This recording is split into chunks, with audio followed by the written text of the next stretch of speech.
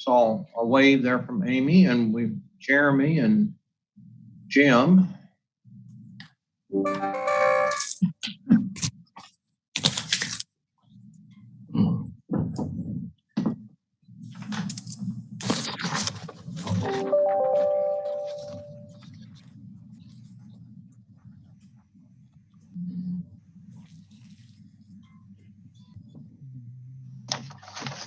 Looks like we just need Susan Reber and Katie Smith. Okay.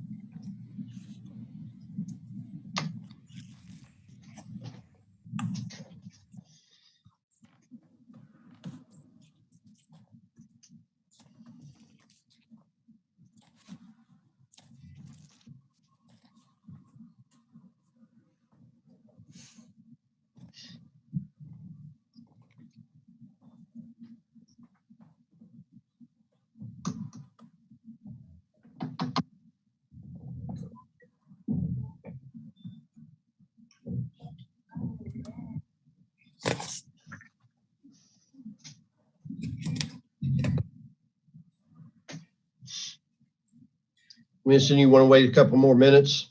Yes, let's wait, give a couple of more. I know that Susan Reaver responded to an email that I sent saying that she planned to attend. I'm here. So, oh, you're there. Okay. Yeah, Sorry, she's Susan. on. Now it's just Katie Smith, but we do have a quorum. So let's give another 60 seconds if that's okay. Okay.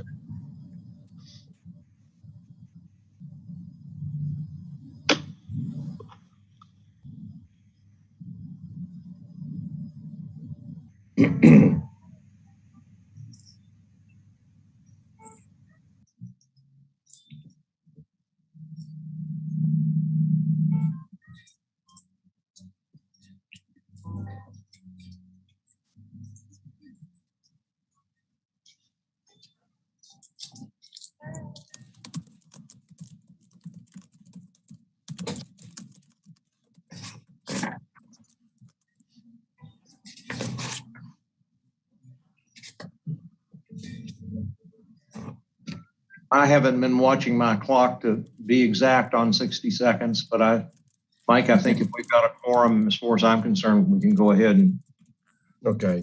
get started. Well, we're close. Okay, so I'm going to call this meeting to order, and I just want to thank you all for your participation today. As you know, this is a critically important issue for the Kentucky Housing Corporation staff, who I must say are among the very best. And this impacts the very future of Kentucky Housing Corporation, and especially the people of Kentucky who rely on Kentucky Housing for assistance. So I do appreciate y'all's participation. With that, Mr. Ratliff, can you confirm a quorum or someone, please? yes, there is the quorum and the press has been notified. Okay, thank you so much. Next order of business is consideration and approval of the minutes of the pension meeting held February 22nd. And I must apologize. The room right behind me where I normally do this was in the process of being flooded that day in relation to a COVID-19 issue that we had going on at the same time. So anyway, I do apologize for missing that meeting.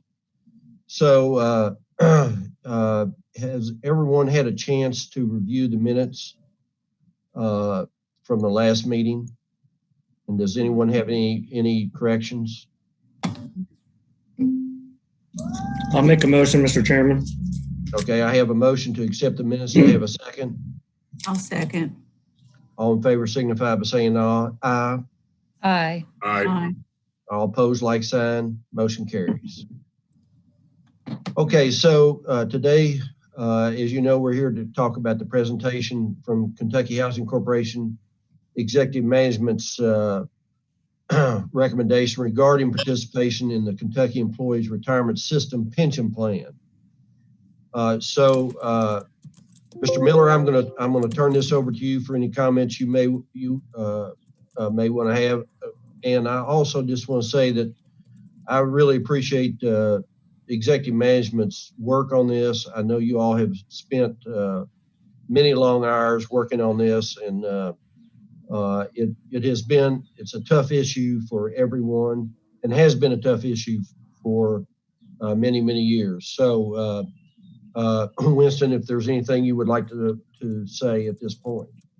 Well, I'd just like to express my appreciation to all of the board members that are participating in the meeting here today. We appreciate your advice and judgment and action. I'd like to express my appreciation to the entire executive management team for the work they've done on this very difficult task of dealing with this pension issue. And with that, I'm going to turn it over to Jim Statler for a presentation whereupon he may call upon others to weigh in. And certainly we're all available here to answer any questions that any members of the committee may have. So Jim, if it's okay with you, I'll let you take it from here. Thank you, Winston.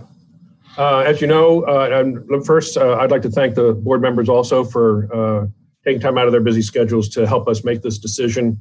And likewise, thank my fellow deputies and Winston for all of their assistance in making what was an ugly document look nice and pretty for everybody on the PowerPoint, among other contributions that were very much valued and input that was very much valued. So this is a real team effort, and I have the pleasure of presenting the lion's share of it, but I did want to give thanks to where thanks are due.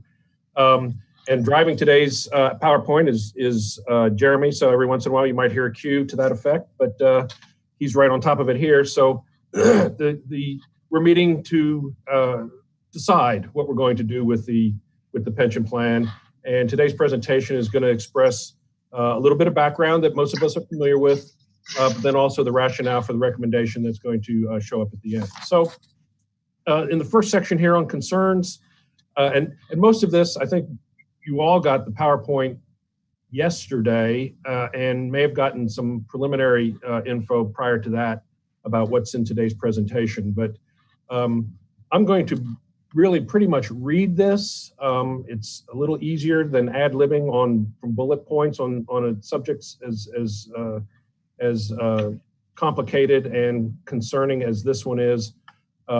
And so let's just get started. Some of the concerns that we're going to be addressing is in 2019, for every dollar of employee salary, KRS, Kentucky Retirement System, required to participate in quasi-state agencies like KHC to contribute almost 50 cents to the retirement system. So for a $50,000 employee hired that year or working that year, KHC would pay another $25,000 plus or minus to support that employee's future retirement. The KRS contribution rate has steadily increased, and you can see that in the chart in the lower left, in response to a realization that is familiar to everybody, that the system was severely underfunded at great risk to ongoing performance. In 2000, KHC paid only $2,900 in annual retirement contribution for that same $50,000 salaried employee. However, we began to see the General Assembly approve notable increases in required annual contributions. In 2016, KHC began experiencing direct impacts of the increasing contribution rates. It was increasingly difficult to recruit and hire skilled, experienced, knowledgeable staff at compressed salaries. When hiring a $50,000 employee in 2019, that employee would cost the corporation almost $75,000 in annual salary and retirement benefits, even before other benefits were added to the annual price for a position. Additionally, salary increases for existing staff were not financially feasible due to the added increase in retirement benefits. In addition to impacts on recruiting and hiring and compression of existing staff salaries, the increasing cost of pension potentially impacts KHC's mission to provide safe, affordable, fair housing to its citizens of the Commonwealth. The increased financial burden of remaining in KRS was recognized by the Kentucky General Assembly who in response temporarily locked the annual contribution rate then ultimately passed House Bill 1 in July of 2019, a bill to provide a means for certain quasi-government agencies like KHC to exit the retirement plans. In August of 2019, KHC began exploring its options to exit KRS, an expensive defined benefit plan for employees' retirements in favor of a more financially feasible, employee-controlled defined contribution plan. In December of 2019, KHC paid KRS for a preliminary estimate of costs for each option, providing us figures that would allow for a financial analysis of the options for comparative purposes. The cost estimates were received in January of 2020, and KHC began consulting with an actuary to present a recommendation to KHC's board of directors to meet the April 30th, 2020 deadline to exit KRS. And let me just add one thing. Anybody that has any questions as we go through this, please ask. Don't wait till the end. If it's on the forefront, we can get them asked and answered as we work through this. So we have a lot to cover, but there's plenty of time for Q&A, and I encourage it. KHC management was reviewing options in February and March of 2020 in preparation of determining which option to recommend to the board. Concurrently with that review, House Bill 171 was introduced in the General Assembly, which had the potential to impact KHC's decision. At that time, management added this possible option to its analysis. Before a decision on HB 171 could be made, the pandemic became the priority of the General Assembly, which pushed the initial exit decision date of April 30th, 2020, a year out to April 30th of 2021. During this additional year, KHC remained in KRS and paid into KRS at the rate of 49.47% of eligible payroll. Ultimately, HB 171 did not become law. Jim, just let me add though, yes, sir, that there was a subsequent law that allowed you to extend the time frame, correct?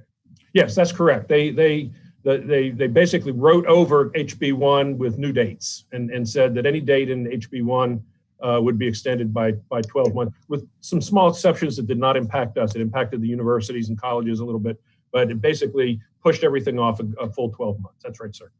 Okay, thank you. A little bit of employee transparency. We acknowledged that this was going to be impactful to our employees and launched into a transparency mode, if you will, very early on after passage of HB1 back in July of 2019. In anticipation of a possible exit from KRS, in early fall of 2019, KHC began an educational campaign for its employees called Know Your Tier, Know Your Benefits.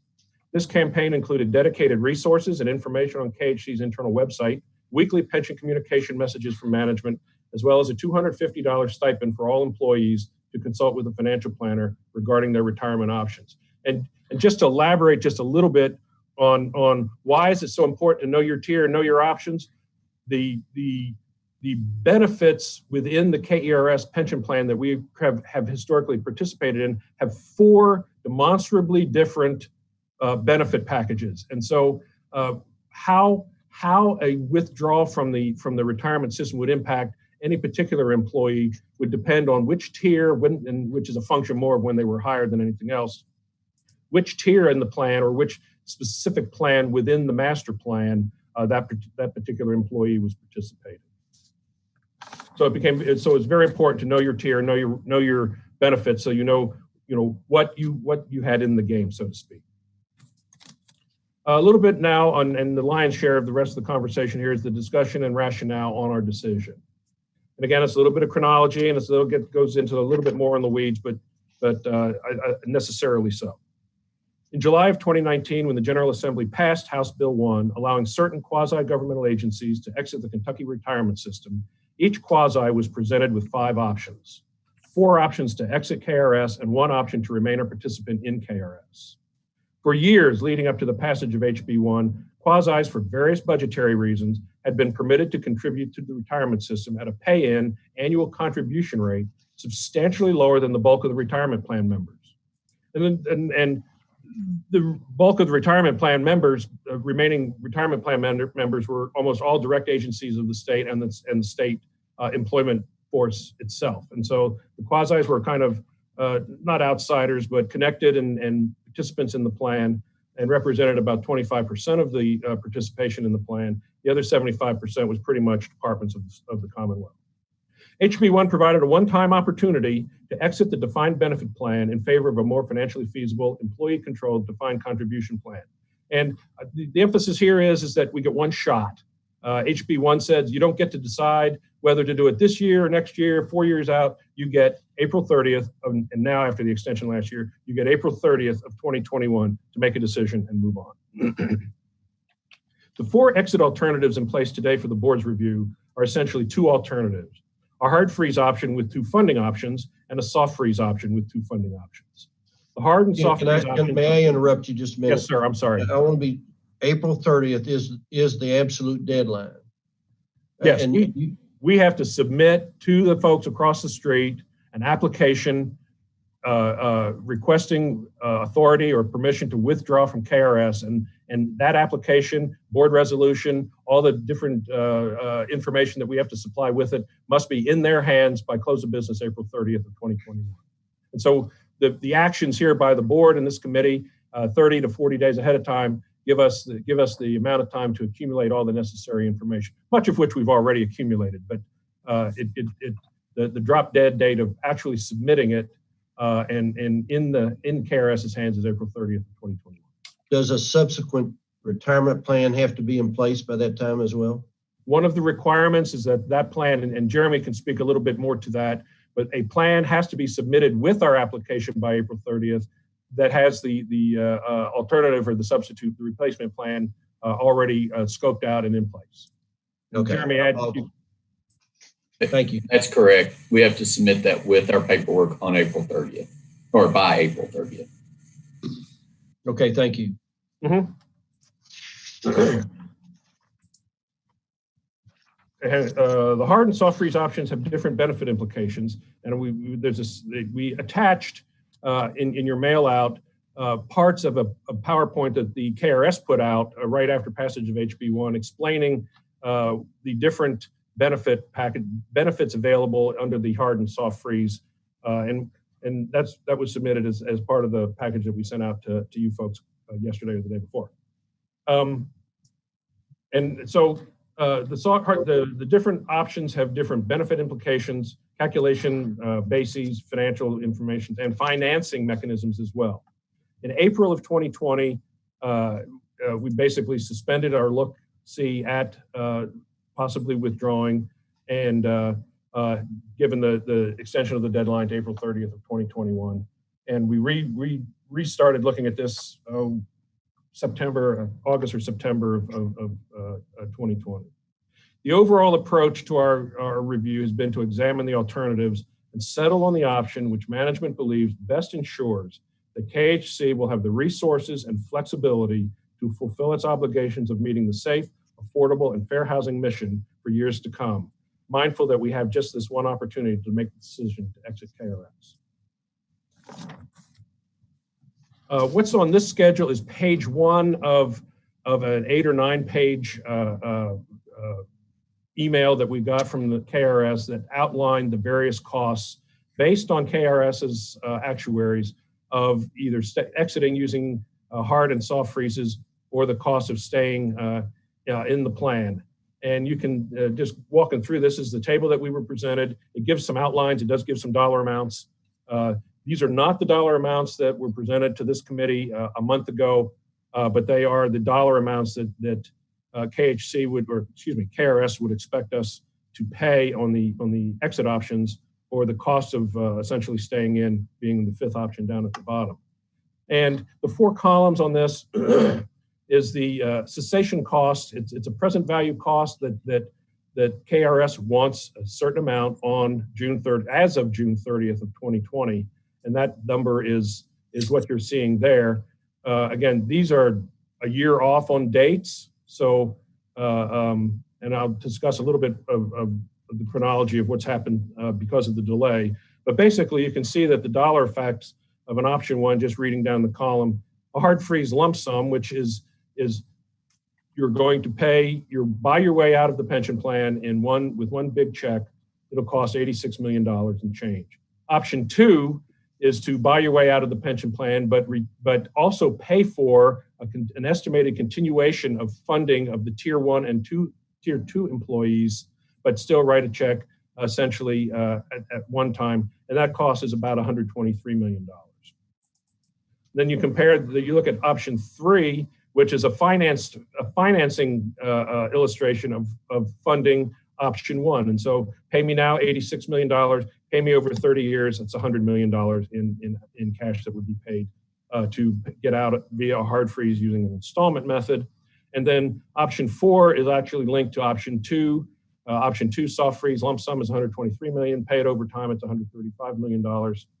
They do give in the second column the annual cash flows that are necessary to be paid on the installment systems.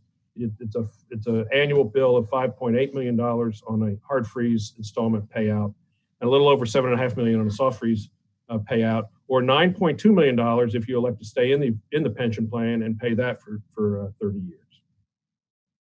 Then they also listed the discount rates, and the discount rates were spelled out in the statute or in the legislation of House Bill 1 that said if a quasi elected to exit using a hard freeze lump sum, then the discount rate used to calculate the cessation cost is 4.5%.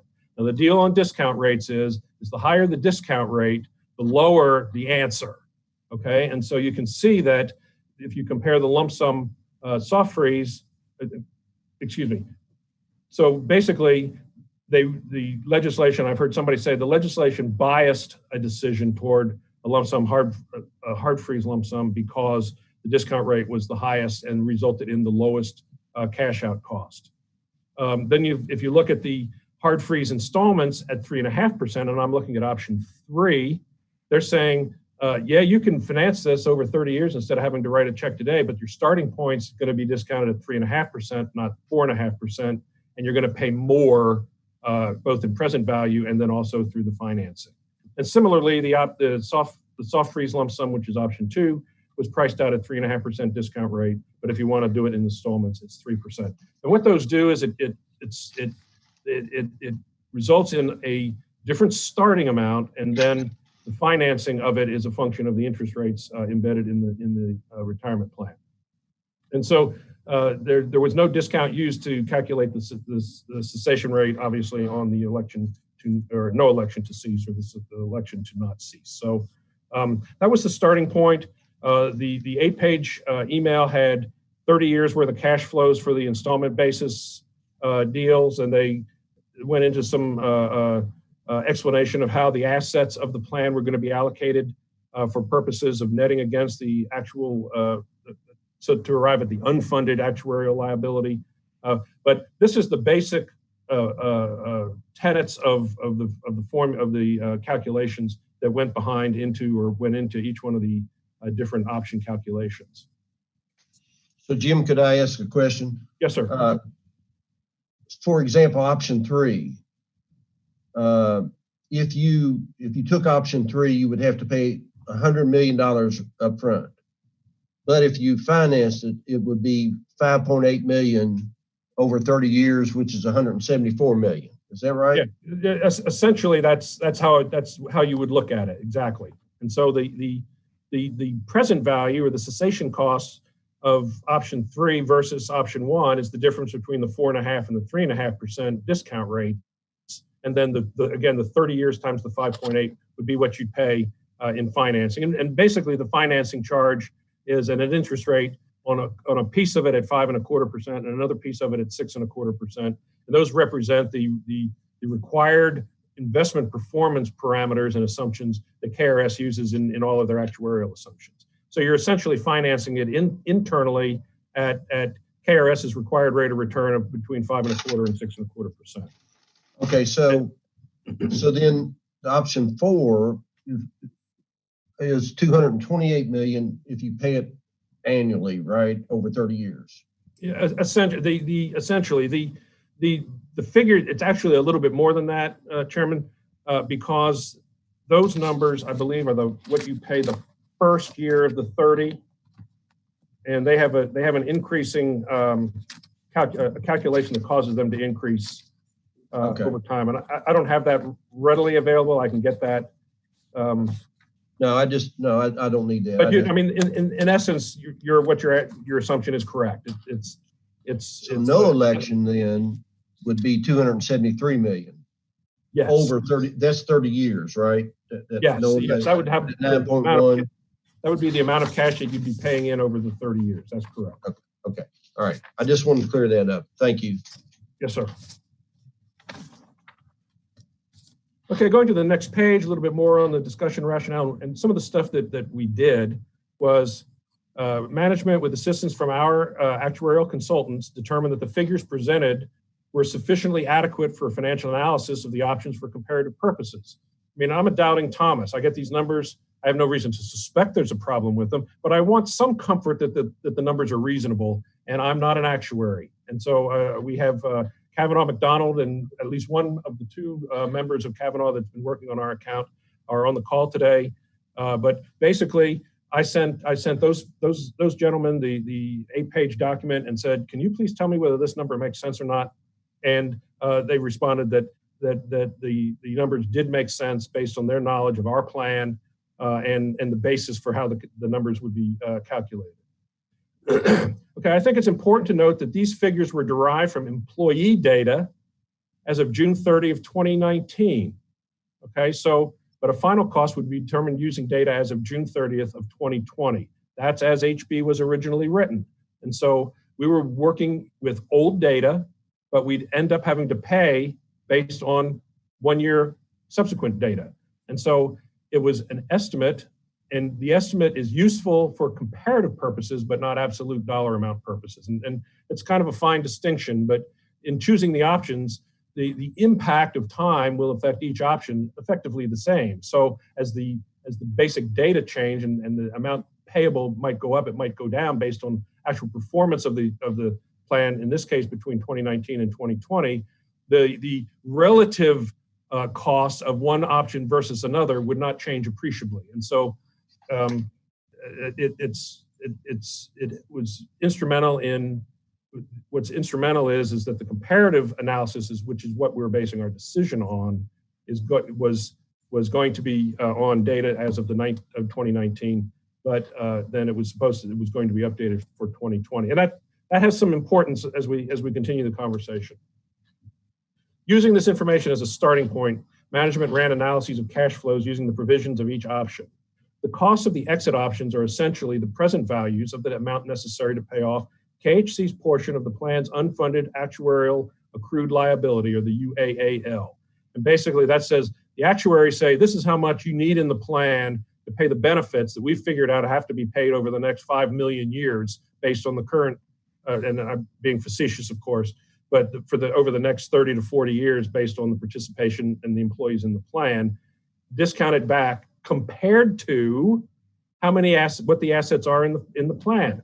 And it was determined that the overall plan, and it's been in the press, everybody knows the plan's funded between 12 and 15%. And so there's this huge unfunded amount, which is what the exit calculations were used to basically catch up for any quasi that wanted to exit.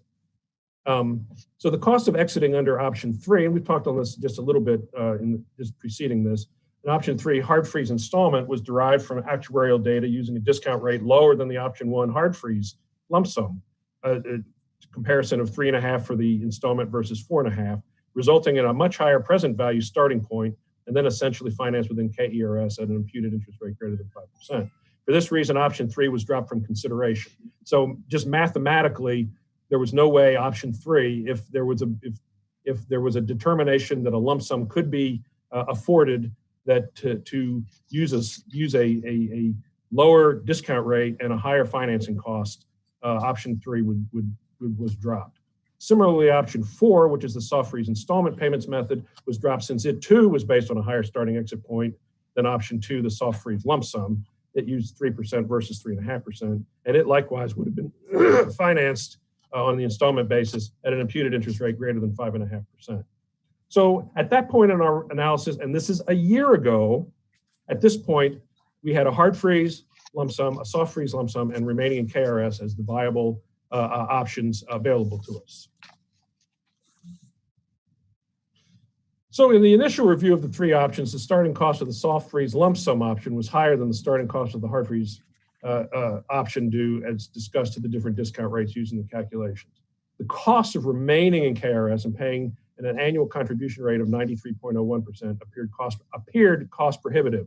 Now, as we've moved into a 1 year later, that 93.01% pay-in rate became a very, very fair 85.03%. Again, I'm being facetious. It's a huge burden on a pay-as-you-go if you were going to stay in the pension plan.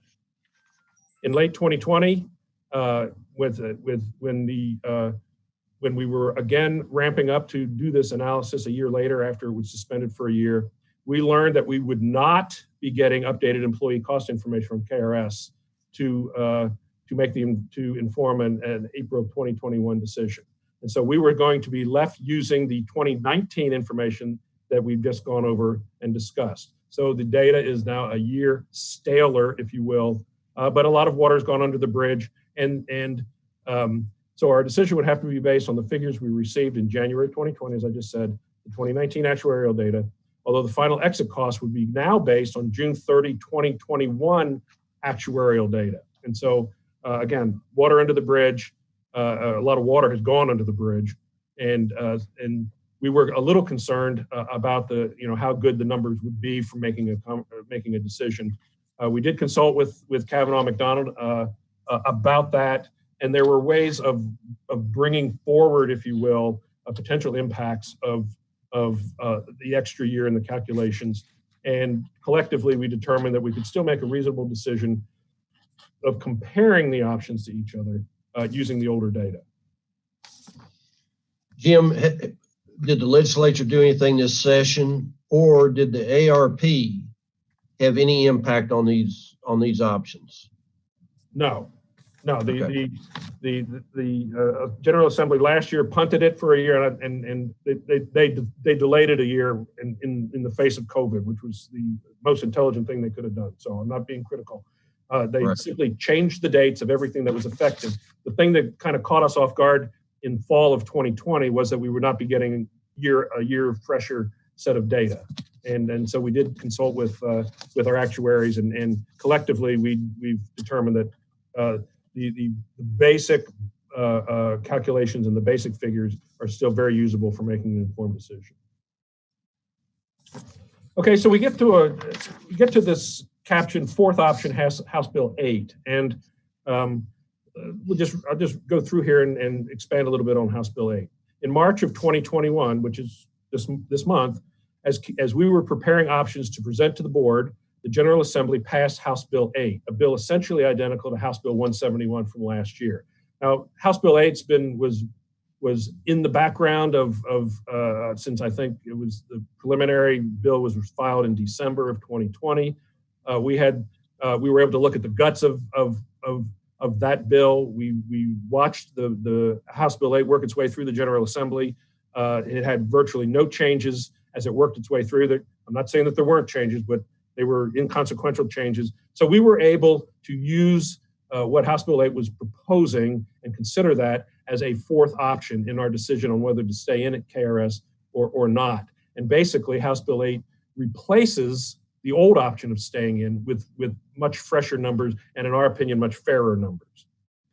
House Bill 8 cures several of KHC's historical ongoing complaints concerning the method by which KRS has historically charged employers for the repayment of the unfunded actuarial accrued liability.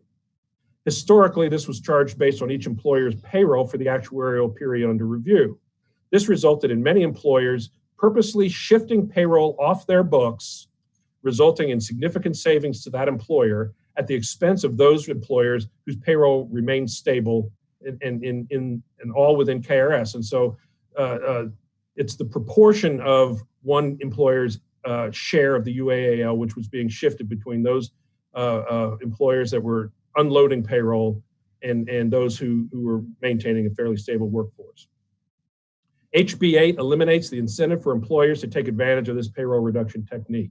And that technique was known early on when HB 1 was first passed. It was known to management here as a consequence, even prior to HB 1, that there could be gaming of that proportion of one entity's amount of the unfunded liability vis-a-vis another member's, and how that could be gamed just a little bit to get a reduction. House Bill 8 eliminates that by freezing each participant's relative share of the unfunded actuarial account accrued liability. And so nobody could dramatically reduce their payroll between this year and next year or after 2019 and shift burden of funding the UAAL from one entity to the other. So it's a great equalizer amongst the participants in the plan. In addition, the calculation of each employer's now fairly fixed unfunded liability under HB 8 is at the KRS discount rate. And so the present value of the benefits that are being calculated under this scenario are at the 5.25%, not even the more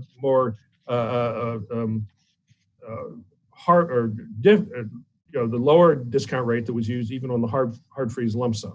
So it's not done at a reduced rate as the HB 1 calculations basically required.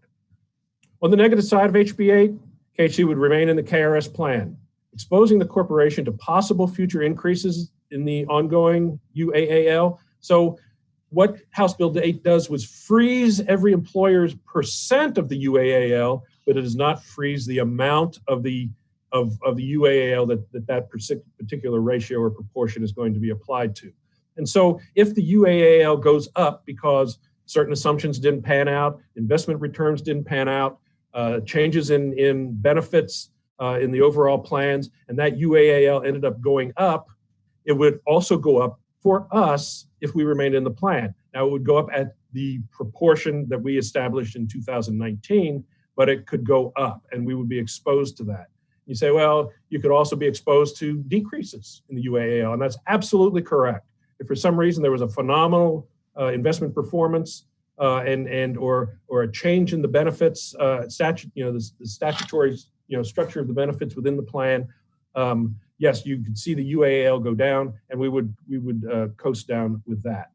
I think it's interesting that HB 8 does expose its employers to possible increases in the UAAL, whereas HB 1 options expressly forbid replacement plans from having the possibility of an unfunded liability. And so it's not one that's, if it's good for the goose, it's good for the gander.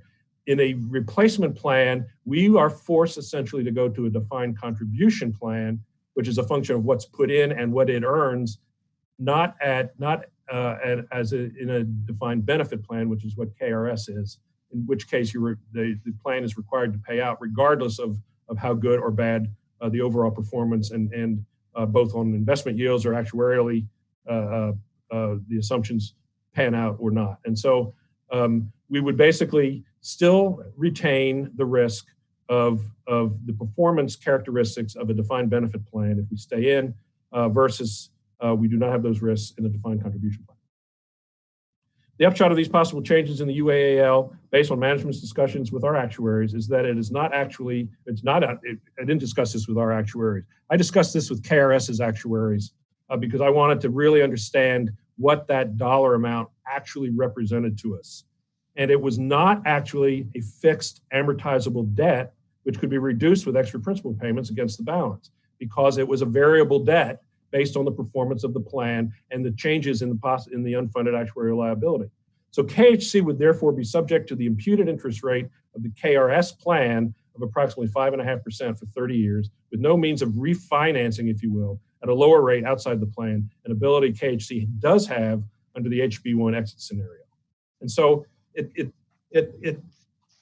8 had a lot of positive pieces in it, has a lot of positive pieces in it, but when you clear the dust, we are financing at a fairly high pay-in rate. That's going to be obvious in one of the tables that we're coming up to, a very large cash cost as we are financing elimination of what is actually a reduced portion because our proportion actually went down, but we'd still be paying in at a significant rate. The estimate is that in an 85% rate environment overall for KRS, the pay-in rate for us under House Bill 8 would be about 61%, still 12 percentage points higher than the 49 we're already paying, and well above what would be considered a normal cost of funding ongoing pension liability. And we'll cover a little bit of that visually in just a second. So anyway, the point here is that the three options that we went into this analysis for this particular presentation, one of the options was replaced by another one. And until HB8 passed, and it passed, I think, a couple of weeks ago, and my understanding is it's on the governor's desk for signature,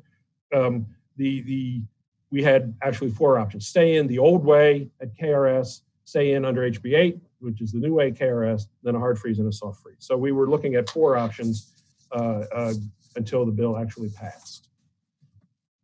Okay, a little bit of the financial analyses that we performed. The financial analyses of the various options were designed by projecting 30 years of costs under each of the options available. And you say, why do you have to go out 30 years? Well, there's different financing terms depending on whether you use a lump sum financed over a short term or embedded financing within KRS, different interest rates, different discount rates of the impact of those interest rates. And so what we wanted to do was look at a 30-year scenario and say, and you pointed out, Mr. Chairman, that you're going to pay that annual cost 30 times if you use the installment basis. And essentially, that's yes. The wonder of discounting is that the cost of that 30th year of $8 million might only be in today's dollars the equivalent of $3 million or $3.5 million. And so what we did was we scheduled out 30 years worth of payments under each of these scenarios, and both included the normal service cost of the ongoing pension benefit earned each year, and then essentially the defeasance of this lump sum unfunded actuarial accrued liability, whether it's defeased in a short term under the lump sum options, or whether it's defeased over this 30-year period by essentially financing it within KRS. Staying in KRS without HB8 would have been cost prohibitive, and at this point, it was as soon as HB8 was passed, staying in it's not an alternative, because staying in meant pursuant to HB8.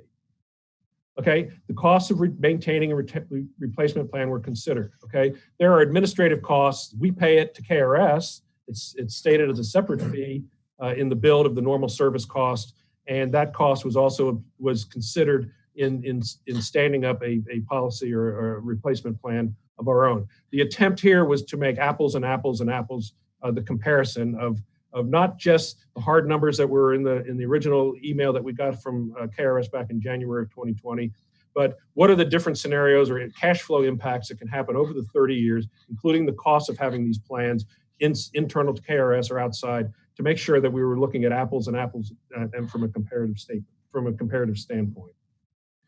We explored the impact of potential loss of administrative fees due to lower pension costs available to charge to programs, and determined that there was an impact, that the loss of administration fees does not overcome the advantage of a hard freeze lump sum exit. Okay, so we are able to charge through some of our federal programs a recoupment of the cost of administering that program for the feds. Included in that cost is pension costs, and so we are permitted to charge some of the pension costs back to the program or through the admin fees or administrative fees that we receive from the federal agencies. The amount that we actually do send through, even at 49%, is not enough to have actually overcome the present value differentials between staying in the plan or exiting the plan. Then there was also some concern amongst management that the feds eventually would wise up and say, we're not going to pay 60% of your payroll in the form of pension costs in our admin fees. So you're only going to be allowed to charge 10% or 15% or something like that, and not the 49, 50, or upwards of 60 that we would have to pay in under HB8. And when they come to that conclusion, we had stayed in KRS, we wouldn't be able to get out because we only have a one-time option to get out. And so we were concerned about that, and the fact that the actual impact was comparatively minimal when you compare staying in, staying out. It did not overcome the advantage of the hard freeze exit. The analyses were subject to salary inflation and increases in headcount, and it was determined that remaining in KRS via HB8 with its higher ongoing contribution rate would result in higher overall costs than with the lower contribution rate assumed in the hard freeze lump sum option.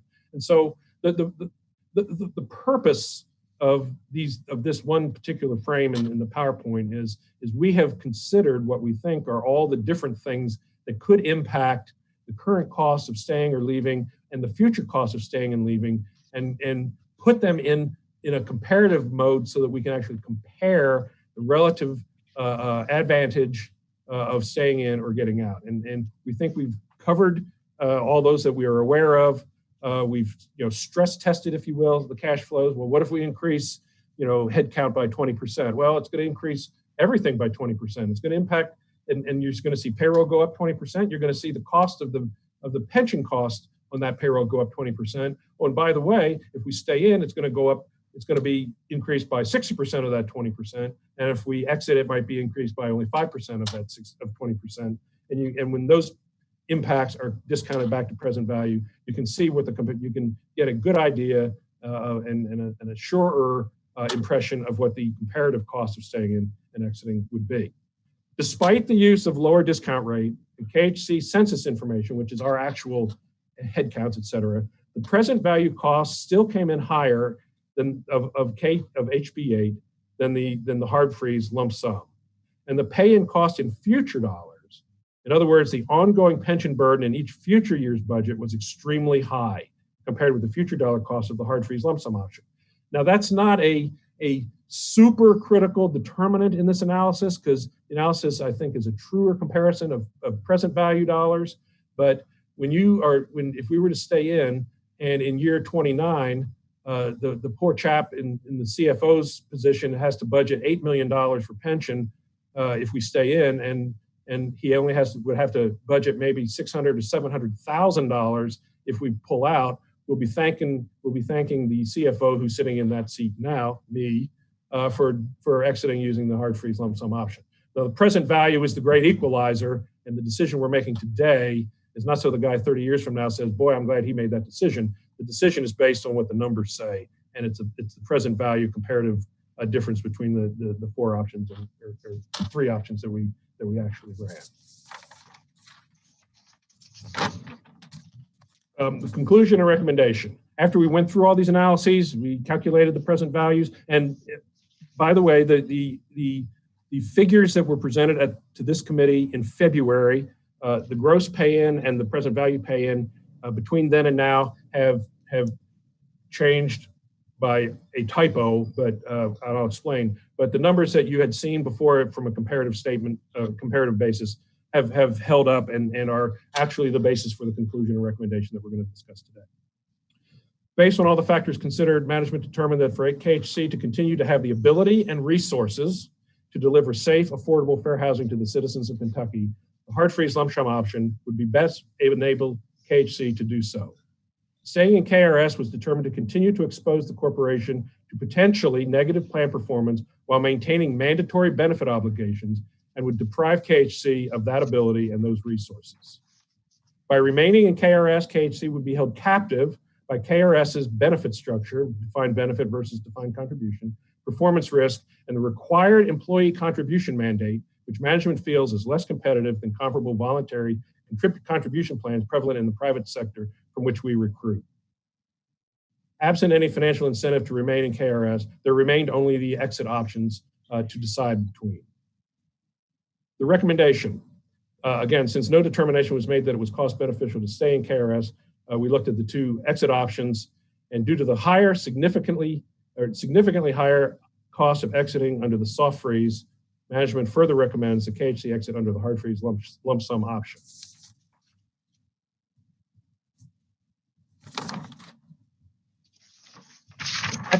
And following, and I think it was attached to the mail out, it was a one-page table. It attaches a chart comparing the representative cash flows of the four options considered, and included in that comparison is a pre-HB8. That table was prepared before the actual legislation was passed. The primary objective is to be able to better control KHC's cost and ability to deliver our mission, was considered feasible only utilizing the exit strategy, basically a hard freeze or soft freeze, and that's a reiteration of the prior slide. A cost comparison of the two options shows a difference in overall cost of the hard freeze versus soft freeze of $109 million, which is $40 million less than the soft freeze total of $149 million.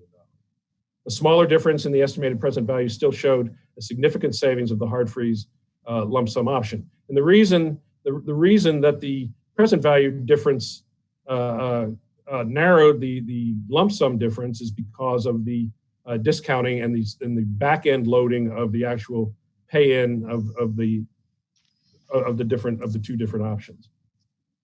It's the result of also the starting UAL being so much higher in the soft freeze than the hard freeze.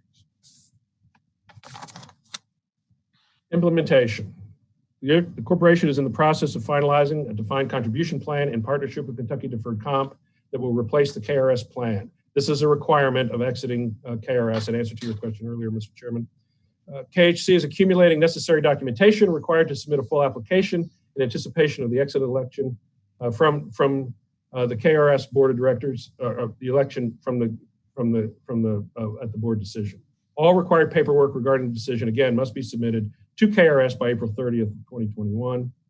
Management has remained mindful and sensitive throughout this decision-making process of the potential impacts of this decision on individual employees. These impacts are vary greatly depending primarily on hire date and years of service toward vesting and eligibility thresholds. KHC is committed to and is developing plans to reduce the impact of employee transitions and retirements to the extent financially feasible in order to ensure business continuity. And so this was not done without regard to the impact on those folks that are going to be impacted by it, which is primarily most of our workforce. It was taken in consideration of that, the ability to hire in the future, the ability to deliver our mission. It was a balancing act. We presented the three masters that we've been serving in prior presentations to this committee and the board. It was extremely difficult to make this decision, but in the end, management believes that we've made the best decision for KHC, and that's pretty much the duty that is vested in us as management, and we've taken those steps to do that. So anyway, that's the rationale. That's why we decided what we did. Is there another chart there someplace, Jeremy? Keep going.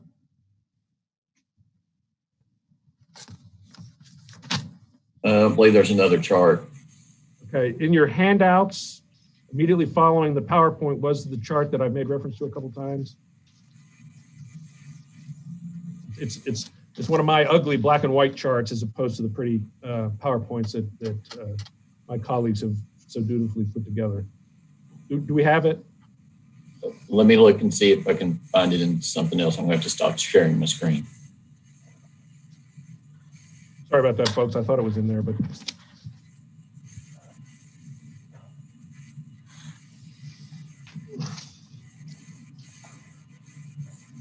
Jim, while he's looking for that, could I ask a question? You indicated earlier there's nothing that that the legislature has done or ARP. Do you ever expect the legislature to do a direct appropriation that will help the quasis with this? And does KHC receive money now from the legislature? No, we don't receive any general fund appropriation from the state. It's my understanding that there are quasis that do get general fund appropriations. I don't know that as a fact. I've not looked at their financial statements. I can't verify that for sure. But included in the quasis are most of the universities in the state, all of the county health departments are in there, and the mental health facilities constitute the lion's share. Between those three, constitute the lion's share of the 114 or 115 quasis. We're a quasi. Student loans is a quasi. The higher education is a quasi. I don't know if they receive general fund appropriations or not. But my understanding is that I think some of the county health organizations have taxing authority, and so they have some sources other than internally generated funds like we're limited to actually fund pensions, whether ongoing or in this case the lump sum exit. KHC has no taxing authority of any kind? None that I've become aware of, and I've been here for. We can issue bonds. Right. Which it's not a taxing authority per se, but and we're not limited to housing revenue bonds. We can issue general obligation bonds as well, which as a municipal borrower might be afforded some small tax break on what the cost of the bonds would be. But direct taxation or levying of a tax, we don't have that. Okay, thank you.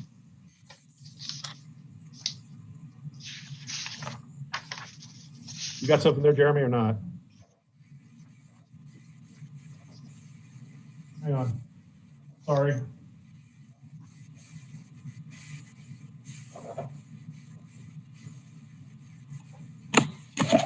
Jeremy, I just emailed it to you, so you should have it at the top of your email box.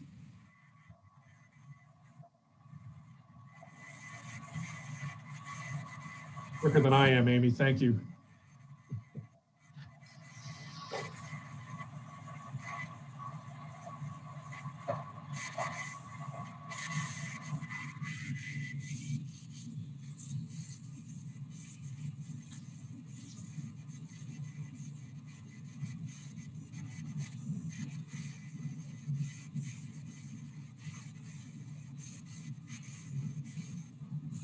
I do apologize. I know there's a lot of hourly comp sitting here waiting for this, but Jim, why don't you go ahead and you got it there in front of you. Why don't you go ahead and kind of explain? There it is. There we go. Okay, good. This is kind of like a chart presentation of what we had. I'm going to minimize something so I can see it. Of what was actually shown in the last PowerPoint in February. And let's look across the first line of figures. The estimated comparative total cost in millions. Okay, so that's adding up all of the amounts that we're going to be paid in over the next 30 years and equalizing it to being the same type of dollars that are going to be paid in given the different options. And we don't really need to look at KRS, no House Bill 8 because it's gone. But you can see what the impact of HB 8 would have had on our overall pay-in, that we would be facing $285 million. With HB 8, it's $194 million. Soft freeze of $149 million and a hard freeze of $109 million. And so the overall pay-in over 30 years, that's the comparative numbers there. And so if you were to and below that is which one is high or are the relative differences between the different columns. And so if you read down the hard freeze column, the hard freeze is $176 million less cash flow paid in than the KRS, no House Bill 8. We would pay in $85 million more or less using hard freeze than we'd be paying in using KRS with HB 8. And we'd be paying in $40 million less using a hard freeze than paying or exiting via the soft freeze. And so those are the future dollars against future budgets. And so the deal is that the hard freeze is significantly less expensive from that standpoint. When you discount it back, which is the second set of numbers, and again, these numbers were on the PowerPoint that you all saw in February. The discounted present value of the hard freeze is $97 million compared to $131 for the soft freeze. Interestingly, although the gross number on KRS with HB 8 is much higher using total pay-in, it's somewhat lower in present value, and that's the function of pushing or back-end loading 30 years, the 30 years worth of debt defeasance, if you will, under HB 8 versus the lump sum character of the soft freeze and the hard freeze. And so it actually, on a present value, is a little bit cheaper than even the lump sum soft freeze. But you can see at the top of the chart how much more cash or the total amount of checks, the additional amount of checks that we'd be writing in HB 8. And so, when you're trying to compare the cost, the discounting it to present value is, in my opinion, the great equalizer, because it converts everything to what would it cost today to do any of these different scenarios. And the $97 million on the hard freeze comes out the winner, $22 million higher or lower than the next best, staying in KERS. And with that next best comes the trials and tribulations of being a captive of a defined benefit plan vis-a-vis a defined contribution plan. And so this is numerically is additional way of looking at it, and it was instrumental in assisting management in coming up with this recommendation.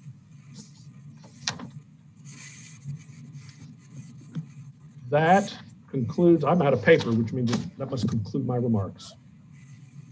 Let me, Mr. Miller, do you have anything you want to add at this point?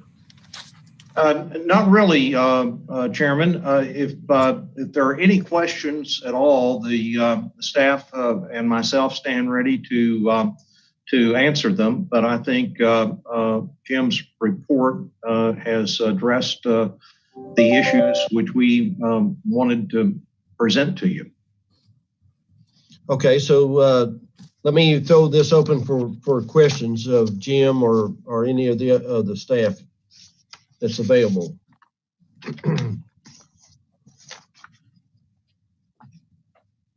Anybody have any questions or comments?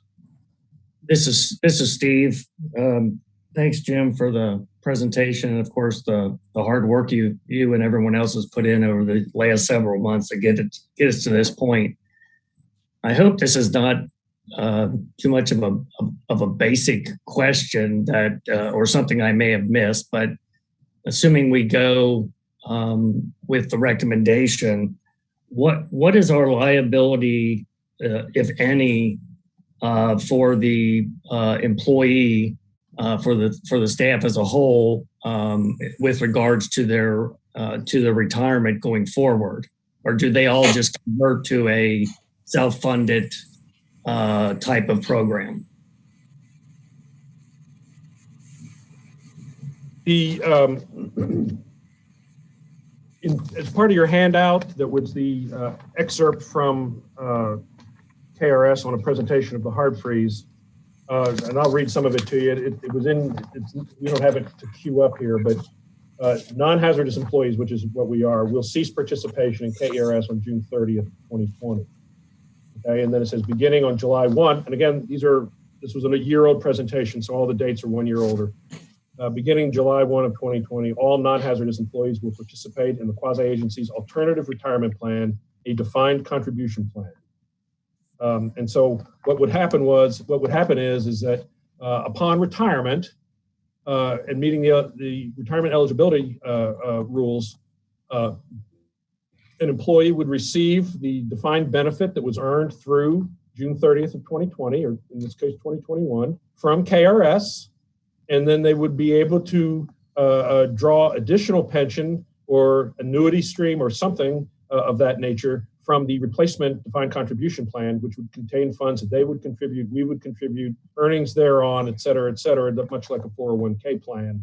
And so their pension would be comprised of two payments, if you will. If they continue working at KHC, they get the legacy defined benefit that was earned through June of 2021, and then the appropriate amount of pension capability or annuity stream available under the replacement defined contribution. Okay, thank you. Anyone else, please? Mr. Chairman, just as a technicality, I think before there's any kind of vote, the board members need to have their video on, please. Okay, thank you.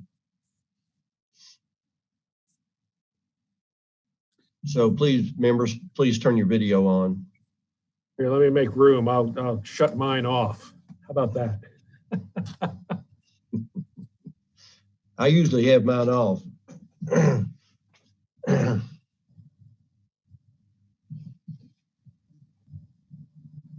So Tracy, are you good at this point?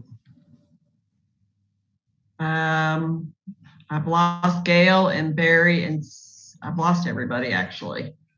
I'm on video. There we go. Susan. I see everyone. You got us. There we go. Yes, now I think we're good. Great. Okay, do anybody have any further questions of Jim or any of the staff? Well, Chairman, this is Barry. I'm going to throw this out here. It's not really a question. It's more of a comment. And I think it's appropriate to put this out here. Even though Jim is a hazardous employee, first off, I think he is hazardous, number one. But number two is, and this is all in all seriousness, I had a conversation with Amy yesterday. I want to really pat the staff on the back for the change management that they took the staff through over a period of time. I mean, I don't know if you guys are aware of this, but Amy and a lot of the team at KHC has gone through what's called ProSci training, which is basically a change management course. So it's very evident that they prepared the staff very well over the last period of time. So I really want to commend them for the actions that they've taken for this, because this is not a very easy situation. That's very well spoken. Thank you. Very appreciate you bringing that up. And just let me add to that. You know, this is a difficult situation, and it's been a difficult situation for a number of years. And I appreciate certainly what the staff has done. And you know, I think it's important that each and every employee know that this committee and the board values each and every one of them. And Mr. Miller, I hope you would communicate that to them over the next few days, regardless of what the situation is here. Absolutely. Thank you. I've always been an advocate of KHC, but I have become so impressed with what you all do and how you all do it. And I just can't say enough, brag on you all enough and your folks. So, okay, any additional questions or comments that members of this committee would like to make? Well, if none, I would entertain a motion that for the consideration of the recommendation of this resolution. Mr. Chairman, I will make that motion to accept the staff's recommendation. All right. Steve, second. That's from Barry, is that correct? The motion Yes. from Barry. And then who seconded? Steve. Okay, thank you.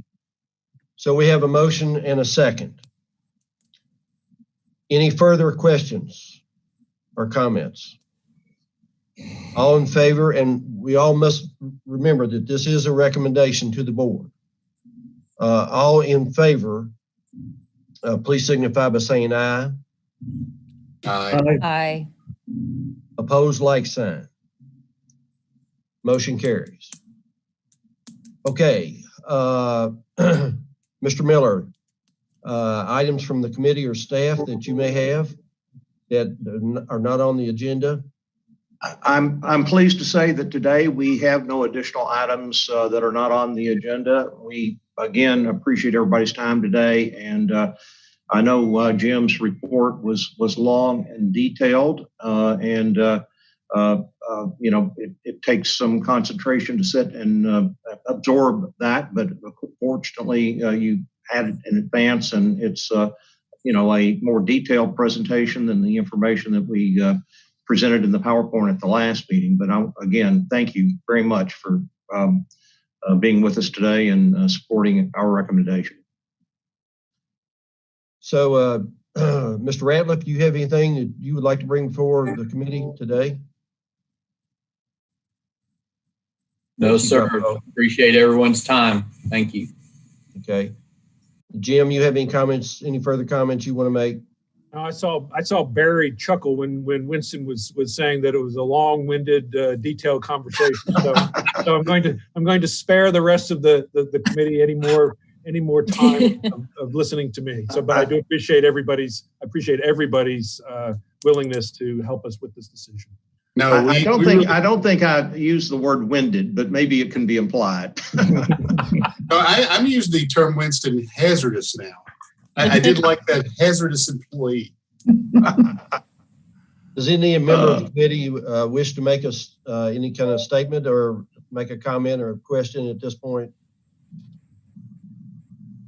All right, if not, I'll entertain a motion to adjourn. So moved. Have a motion. Do I have a second? Susan, second. All in favor signify by saying aye. Aye. Aye.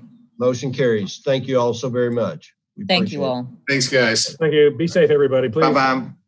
All right. Bye. Bye-bye.